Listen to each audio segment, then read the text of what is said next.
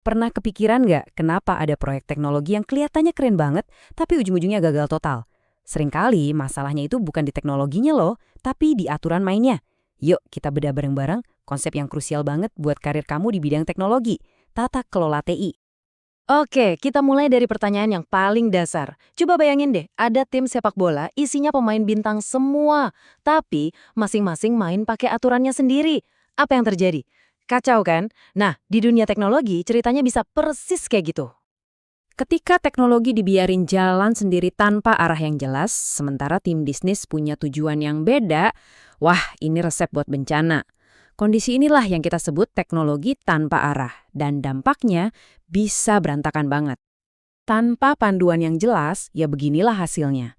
Proyek gagal, sumber daya kebuang percuma, anggaran jadi jebol nggak karuan, dan yang paling ngeri, muncul resiko keamanan yang bisa mengancam seluruh perusahaan. Intinya, banyak banget peluang bisnis bagus yang akhirnya lewat begitu aja. Terus gimana dong caranya biar nggak kacau begini? Jawabannya sebenarnya simple. Aturan main. Perusahaan-perusahaan yang sukses itu nggak ngebiarin teknologinya jalan seenaknya. Mereka punya aturan yang jelas. Nah, sekarang kita lihat kenapa aturan ini penting banget. Aturan main inilah yang kita sebut tata kelola TI.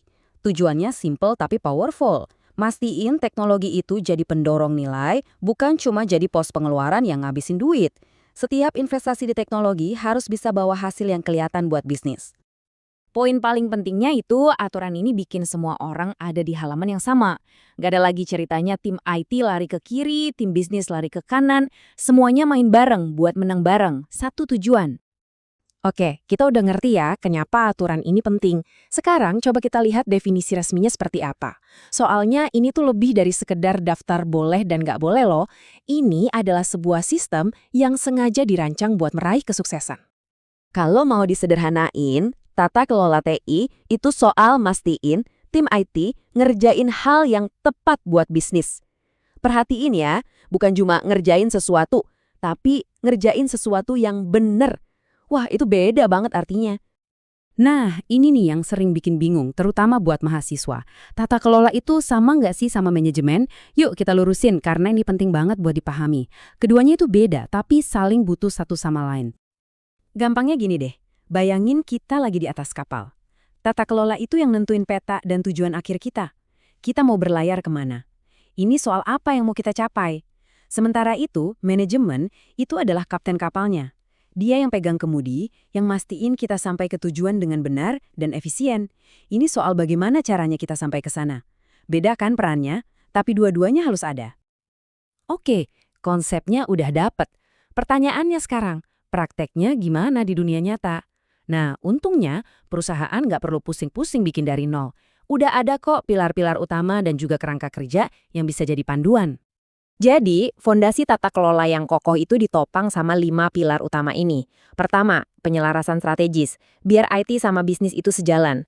Kedua, penyampaian nilai, biar proyeknya beneran ada hasilnya. Ketiga, manajemen risiko buat ngelindungin aset-aset digital kita.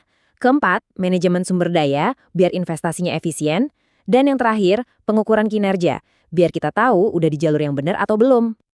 Nah, buat ngerapin kelima pilar tadi, kita nggak usah ngarang sendiri. Udah ada peta jalannya. Contohnya itu kerangka kerja kayak COVID. Anggap aja ini tuh kayak kumpulan resep atau cara-cara terbaik dari seluruh dunia buat nerapin tata kelola TI secara efektif. Jadi tinggal ikutin aja. Oke, dari tadi kita ngomongin konsep-konsep besar. Sekarang kita tarik lagi ke diri kita sendiri. Kenapa sih semua ini penting banget buat karir kamu nanti sebagai seorang profesional sistem informasi? Gini, kalau kamu paham soal tata kelola, level kamu itu naik. Kamu bukan lagi cuma sekedar ahli teknologi, tapi jadi mitra bisnis yang strategis. Kamu bukan cuma anak IT, tapi orang yang beneran ngerti gimana caranya teknologi bisa bantu perusahaan jadi juara. Jadi, sebagai penutup, saya mau kasih satu pertanyaan yang mungkin bakal kamu hadapi terus sepanjang karir kamu nanti. Gimana caranya kamu bisa mastiin setiap baris kode yang kamu tulis, setiap server yang kamu pasang, setiap proyek yang kamu kerjain, itu benar-benar ngasih nilai yang nyata buat bisnis. Ini bukan soal teori buat ujian ya, ini tantangan profesional kamu di dunia kerja. Dan jawaban kamu buat pertanyaan inilah yang bakal nentuin value kamu di industri ini.